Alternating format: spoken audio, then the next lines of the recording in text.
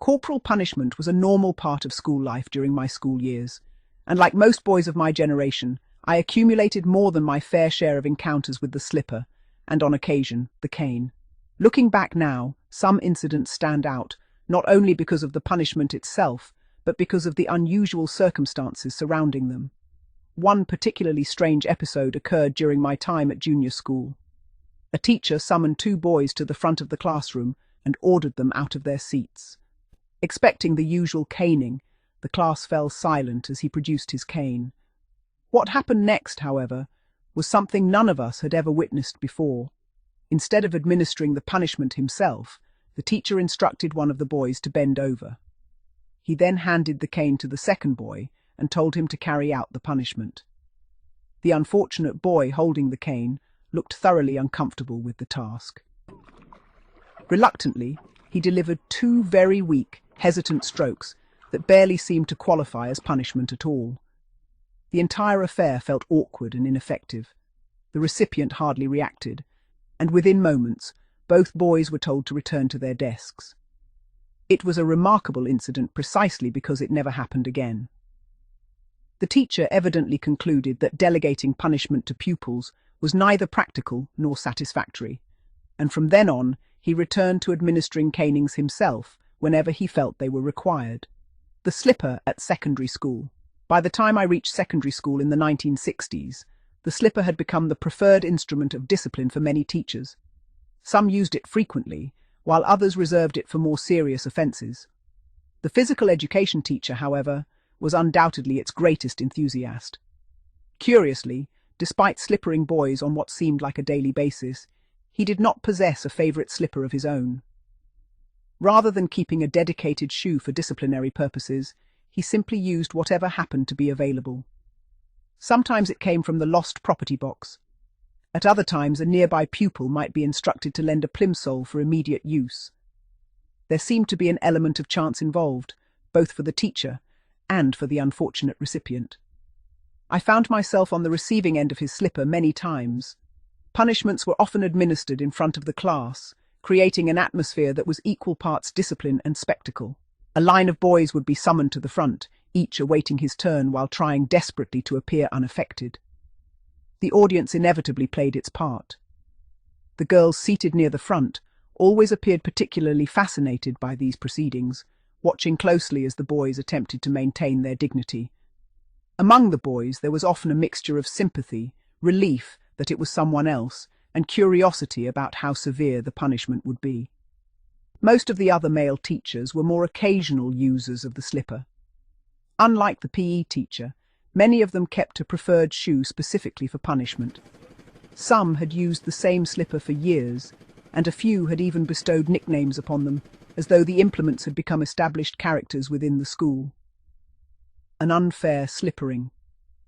Of all the punishments I received, one remains memorable, not because it was particularly severe, but because it felt profoundly unjust. During my school years, I was subjected to a considerable amount of bullying. It was not simply a matter of a couple of dominant boys making life difficult.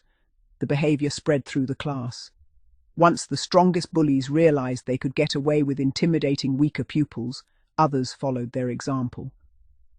Boys who might not normally have behaved aggressively began copying those above them in the pecking order. As one of the less physically confident pupils, I often found myself a target. The choice frequently seemed to be either to fight back or accept being pushed around. More often than not, I chose the latter, hoping to avoid trouble. One day, however, circumstances pushed me beyond my limit. As we left a woodwork lesson, two boys who regularly gave me a hard time were once again shoving and harassing me. Nearby stood a class of younger pupils, waiting to enter the workshop. One of these younger boys witnessed the incident. Later that day, during break time, he sought me out in the playground. Although he was a year younger and considerably smaller than me, he apparently decided that if others could push me around, then so could he. At that moment, I realized something had to change. If I allowed even younger pupils to treat me as an easy target, I feared I would become a laughingstock throughout the school. For the first time, I decided to stand my ground. I told him firmly to leave me alone. When he continued pushing, I pushed back. The confrontation escalated quickly, and I eventually punched him. The blow knocked him flat onto his back. Within seconds, before he had even stood up, a teacher appeared on the scene. I recognized him by sight, but had never been taught by him.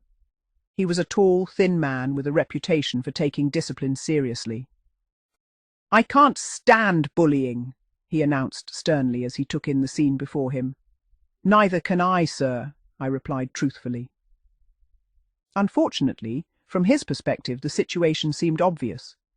He saw an older, larger boy standing over a younger pupil, lying on the ground.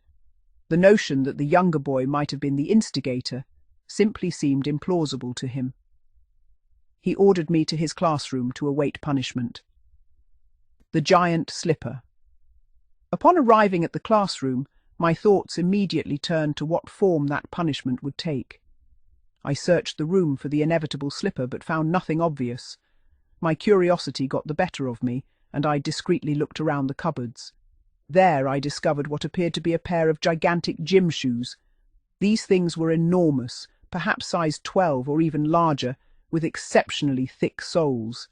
Each seemed to weigh several pounds. Surely, I thought, he cannot intend to use those. Convinced there must be another slipper hidden somewhere, I continued looking, but found nothing else. The giant gym shoes appeared to be the only candidates. About 10 minutes later, the teacher arrived. He delivered a lengthy lecture about bullying, ignoring my attempts to explain the situation. To be fair, the evidence before him had pointed strongly in one direction. When the lecture ended, he opened the cupboard and produced exactly the shoe I had feared. My heart sank. As I bent over, I imagined the enormous slipper would knock me off my feet. The first stroke landed with a tremendous thud. To my surprise, however, it was not nearly as painful as I had expected. The sheer size and weight of the shoe created a heavy impact, but it lacked the sharp sting of the smaller, more flexible plimsolls commonly used for punishment. 4 strokes followed in total. Although they certainly hurt, the sensation was different. Instead of the intense, burning sting produced by lighter slippers, the giant shoe delivered a deeper, heavier impact that left my backside glowing for the remainder of the afternoon. I was then dismissed and sent back to class. Looking back, it remains the most unfair punishment I received. Not because it was especially severe, but because it was imposed for standing up to bullying after years of enduring it. Different teachers, different slippers. My own experiences of the slipper were largely confined to primary school, where I received it on numerous occasions. By secondary school, despite the widespread use of corporal punishment, I somehow avoided further slipperings outside the incidents already described. One thing I learned was that not all slippers were created equal.